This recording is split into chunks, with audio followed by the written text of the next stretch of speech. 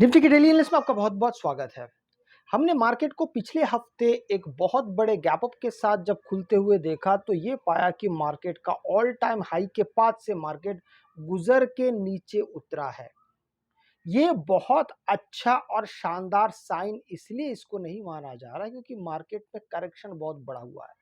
हालांकि मार्केट का जो गैप अप खुलने का जो तौर तरीका था वो बहुत बड़ा था, लगभग 1300 प्लस पॉइंट का मार्केट यहाँ पे गैप अप खुला, जो आम दिन ऐसा बिल्कुल भी नहीं होता। लेकिन इस इतने बड़े गैप अप खुलने का भी बहुत बड़ा फायदा लोगों को नहीं हो पाया।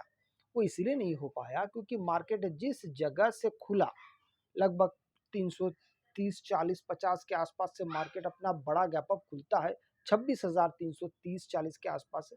वहां से मार्केट केवल कुछ ही मिनटों में, पहले 15 मिनट के अंदर ही मार्केट एकदम से करेक्ट करके 900 के नीचे चले आता है, जो कि बहुत बढ़िया संकेत इसी से ही समझा जा सकता कि नहीं है।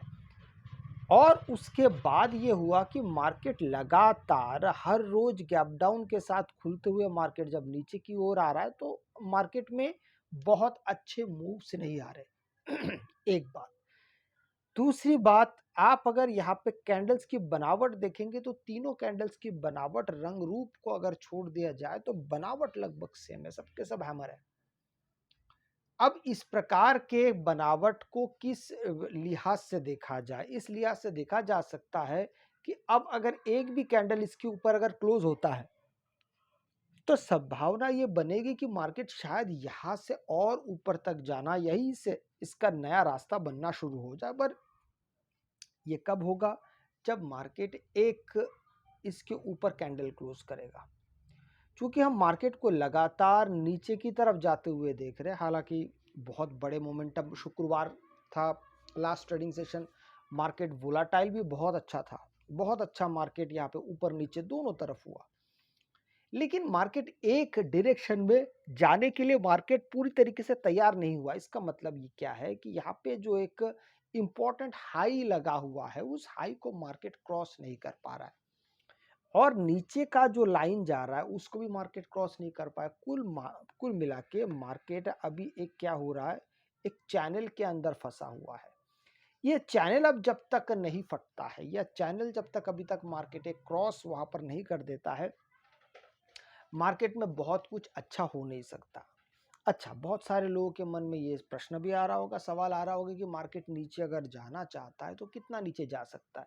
तो उसके लिए मार्केट ने जो अपना प्रीवियस एक स्विंग पे काम मार्केट जो कर रहा था, आपको याद होगा जनवरी महीने का, जब मार्केट 20 से लेके लगभग लगभग 29 तारीख तक, आप समझिए बात को, 20 तारीख से लेके मार्केट लगभग 29 तारीख तक जिस रेंज में मार्केट कामकाज कर रहा था उसी रेंज के आसपास मार्केट अब नीचे उतरने के लिए लगभग लगभग तैयार है और ऑलमोस्ट पहुंच भी चुका है।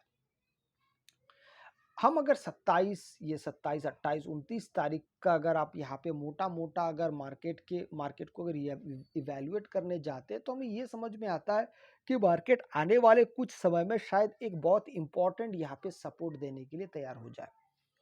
लेकिन मार्केट के पास हमेशा से एक बहुत बड़ा तिलिस्मी ताकत रहा है, वो है बहुत बड़े गैप अप या मार्केट गैप डाउन खुलने का जो एक तिलिस्मी ताकत है। इसमें हो क्या सकता है? अब देखिए, कल अगर मार्केट अच्छा खासा बड़ा गैप अप अगर खुलता है तो हो सकता है कि मार्केट यहाँ से फिर से एक रेंज में आना शुरू करे।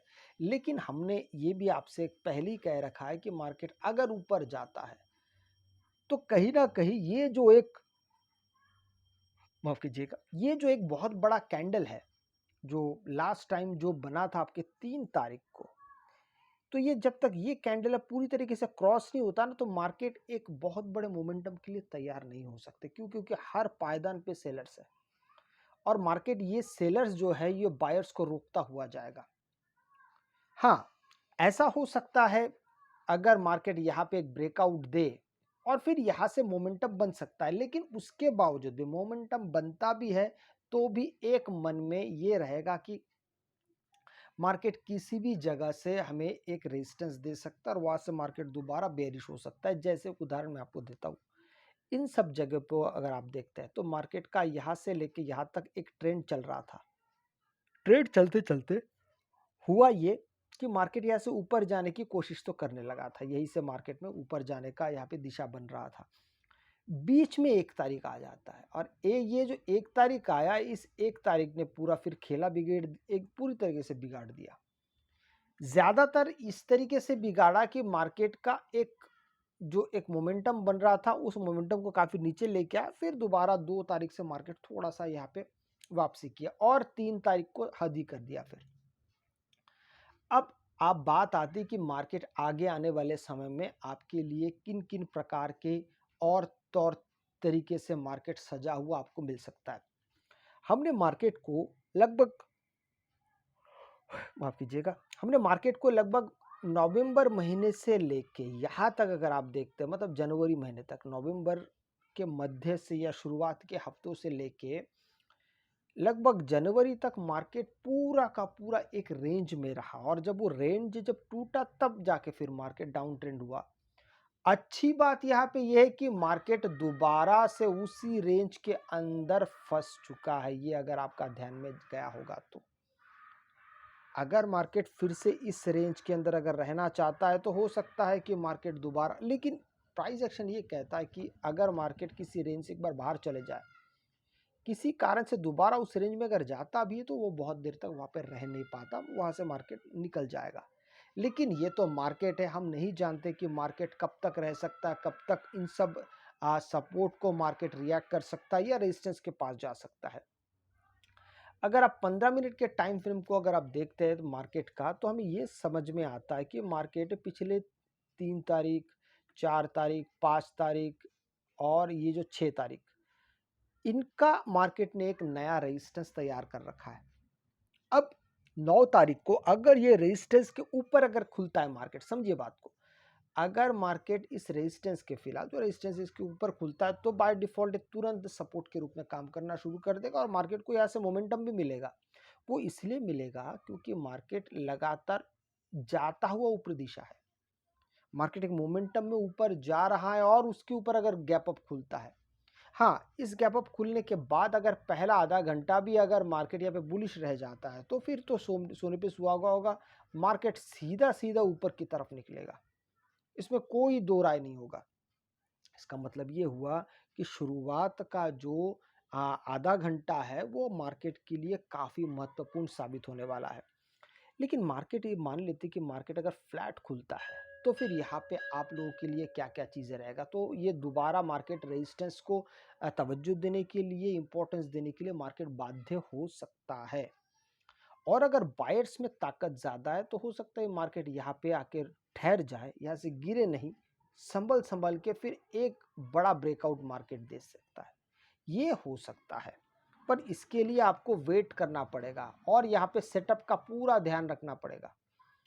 कई बार होता है कि यहाँ पे सेटअप बनता भी है और बिगड़ता भी है। कई बार हमने ऐसे देखा है कि अगर बायर्स में ताकत बहुत है तो मार्केट कम एरिया के अंदर बेयरिश सेटअप बनाता है, कम एरिया के अंदर।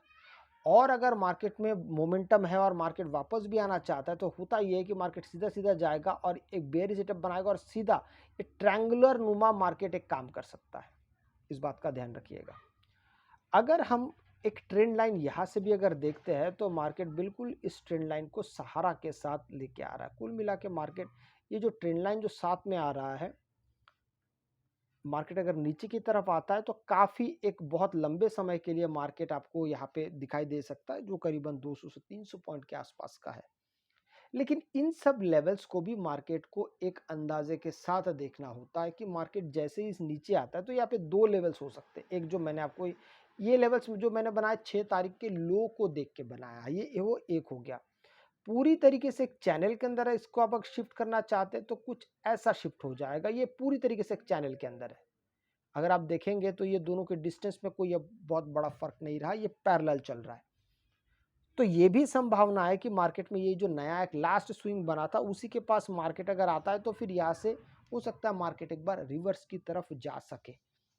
अगर मार्केट गैप डाउन की और अगर मार्केट खुलने की चेष्टा करता है, तो इन सब बातों का ध्यान रखना आपके लिए काफ़ी महत्वपूर्ण हो जाएगा। अगर आपको वीडियो अच्छा लगे तो लाइक से सब्सक्राइब जरूर कीजिएगा। आपसे मैं अगले वीडियो में मिलता हूं, तब तक के लिए जय हिंद।